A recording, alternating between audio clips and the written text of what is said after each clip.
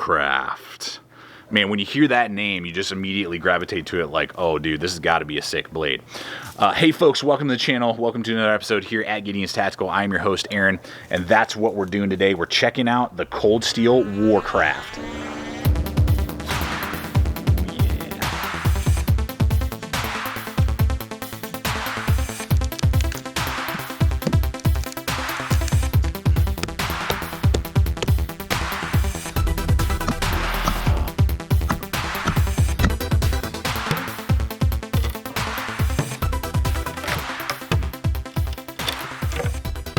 Now, what's just really cool with this design is that there are three different sizes. They have more, like a compact, a medium, and a full size. So there's three different size points. They come with M3b Steel, so high-end steel, and they're full tang. You know, a lot of cold steel knives have a rubber overmold craton handle, which is not bad, but there is the possibility over long periods of time of them loosening up, you know, stretching, different things like that, wearing. This is G10 handle scales with an exposed tang all the way through. So we have a lot going for this design. Kind of similar to a Recon Tanto, but kicking it up a notch with some of its different design attributes. So I'm really looking forward to not only put this through some survival tasks, but also some combat type of tasks, and just see whether or not the Warcraft is a really good blade to look into, regardless if you're just in love with Tantos and you just want to put another one in the collection, or you're on deployment and you're needing a kind of a do-all tactical soldier feeling knife, soldier focused knife. So let's go ahead, break this Warcraft down and see what it has to offer. All right, let's hit the blade side of things here on the Warcraft. Now, right out of the gate, we have M3b Steel, fantastic steel out of the US. Really nice high-end steel. I've used it for years, not only on cold steel products, but now on many other products, and love it. It's a great, tough, durable steel, going to hold an edge better than like your 1095s, SRKs, AUS 8s, those type of thing. And for me, I found I'm able to work with it out in the field with not too much trouble, as long as I have a good diamond system, you know, like my Work Sharp field sharpener, about $25. We'll have a link in the description below for that. Phenomenal. You know, I can easily get an edge back on it. Cold steel is known for making stupid sharp knives, and this is no exception. This thing comes with a razor sharp edge on that saber grind with that Tanto design.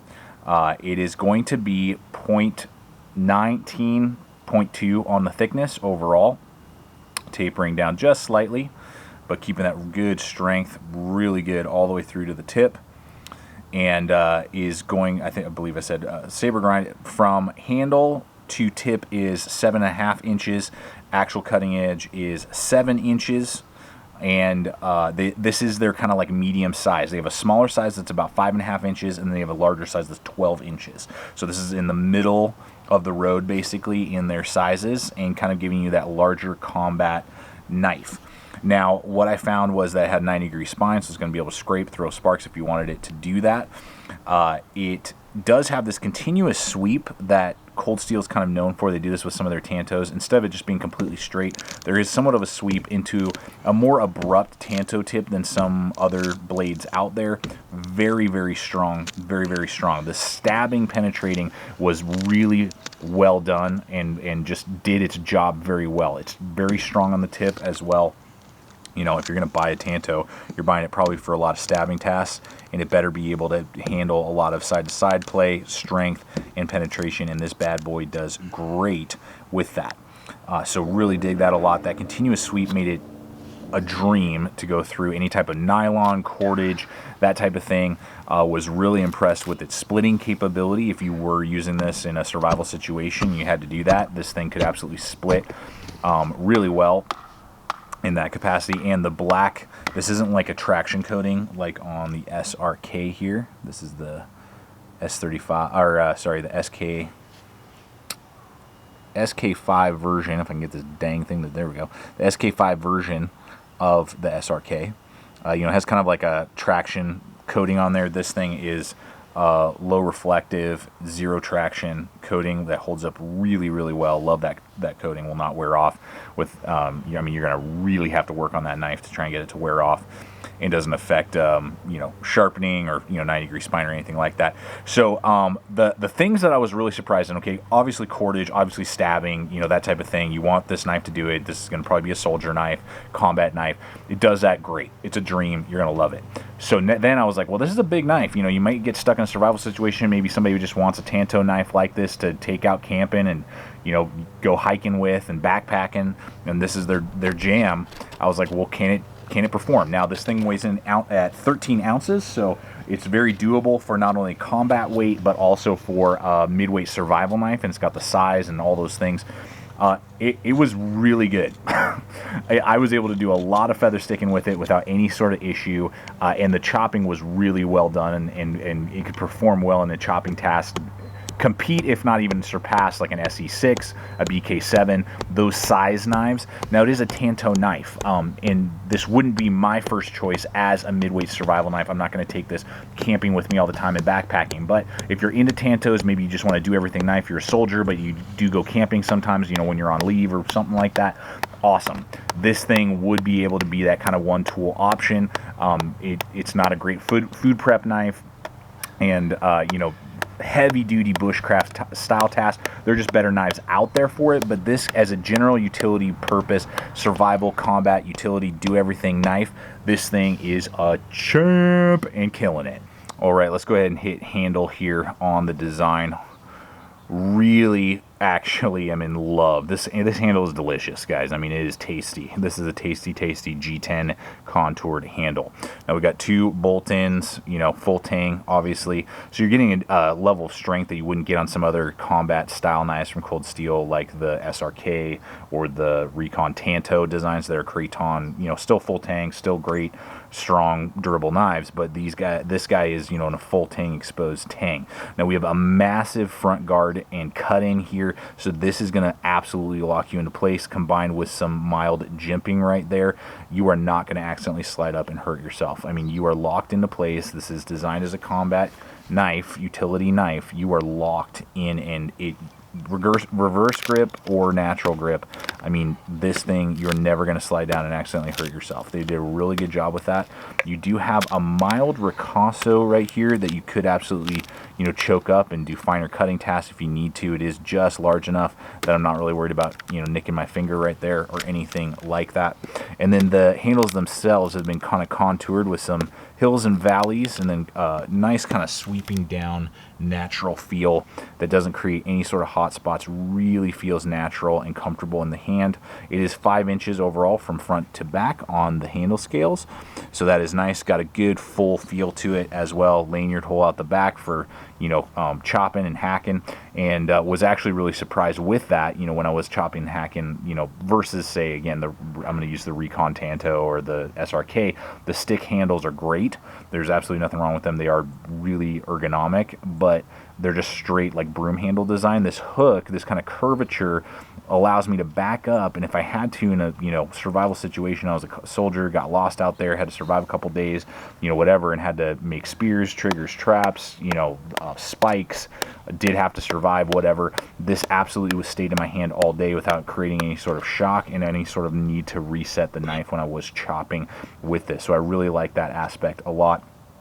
Something interesting to note that I didn't notice at first as I was using the knife is that the tang does taper down through the handle. It's thick as it is, you know, at that 0.2 up here near your hand, but then it tapers down to the lanyard hole right here, meaning that's almost about 1/8 of an inch thick back by the lanyard of tang, and then it's, you know, the 0.2 up near the front. I think they did that for balance, to give it a really nice nimble balance point, and I love it. I mean, the balance point is fantastic right there over that ricasso. Perfect balance point, and I believe that's why they did it, but you're still getting that, you know, full tang construction all the way through. That does not concern me in the strength of the knife at all. But great handle ergonomics, not only for combat utility, but also for outdoor use if need be. You can absolutely use this, and it doesn't feel bad, doesn't feel uncomfortable, doesn't create hot spots when you are, you know, bearing down on a piece of wood, carving and whittling, or going through a lot of material for an extended period of time. A lot of combat utility knives, they're designed, you know, for a quick grab, you know, stab, thrust, slash, you know, quick hack, and that's about it. And, you know, you don't want to be holding this knife for, you know, an hour. This thing you can hold for an extended period of time without any sort of uncomfortability or hot spots being created, which is a big plus. All right, I'm gonna go ahead and hit price with you guys on this blade real quick and give you a lot of options to check out below, and that there are 3 different options, so 3 different price points. Now this one on Amazon, Blade HQ, right around like the 150 is what I saw on Amazon last I checked, price point for this mid size of the 3. They call it their large, but it's the medium and the line basically. This one for about $150, Amazon Blade HQ. Go check them out in the links below, and we really appreciate it when you guys do use those hyperlinks. Helps me get out here, make content just like you're seeing in this video, so much appreciated. You guys help fuel the channel by using those hyperlinks. The smaller, more compact size, which will probably really be more of what a soldier who is counting all their ounces with ammo and all those different types of things would gravitate to. That one I believe is about 130 on average, and then the extra large, which is like 12 inches, so it's like this big massive like compact sword basically, that guy goes for a little over 200 last I checked. So lots of options, links all below. And also don't forget about our knockaround sunglasses link. Sunglasses for the entire family. The family loves it, my friends love them. Really inexpensive, but you get high performance. You have UV 400 protection, you have polarization, they have a custom store. They have a lot going on over there at really inexpensive prices, and they perform, which is awesome. So check those out as well. Also, Cold Steel did send this over to me to test out, review, to give you guys my thoughts, my feedback, so that you can make a choice on whether or not this is going to be the right tool for you, or if there's another design out there that would better suit your needs. All right, so the Warcraft's going to come with a well-known sheath material that Cold Steel uses a lot. It's much better than crappy nylon, and is very modular. So it's their SecureX polymer sheaths. I'm going to come with a nice nylon strap that is ambidextrous. You can unscrew it, put it left or right. And going to come with a lot of lashing points. It is silent. Love that. Love the silence. So for a combat knife, that's very important. Really good retention. Got a nice little thumb ramp. Snaps out positively and is able to then pull out and deploy the knife quickly. Snaps it back into place. Not going to fall out if you carry it upside down without the nylon straps. So very cool, very doable, good sheath options for the knife. Well, folks, there you have it. I hope this video has been informative, showing you what this blade can do.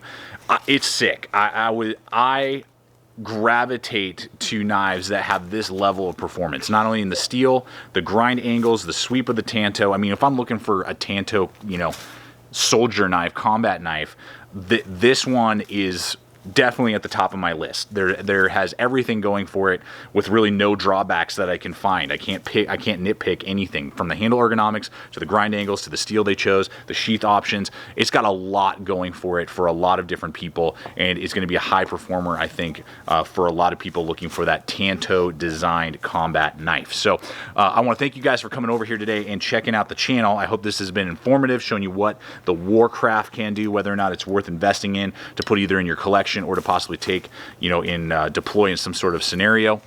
Thank you so much. Check us out on Instagram, Facebook, all the social media. We're throwing up stuff there every single week. Don't forget about the mailbag. You can put hashtag mailbag, and I might answer one of your questions in an upcoming video, so you never want to miss out on that opportunity. And finally, guys, always remember, stay equipped, stay prepared, and we'll see you out there.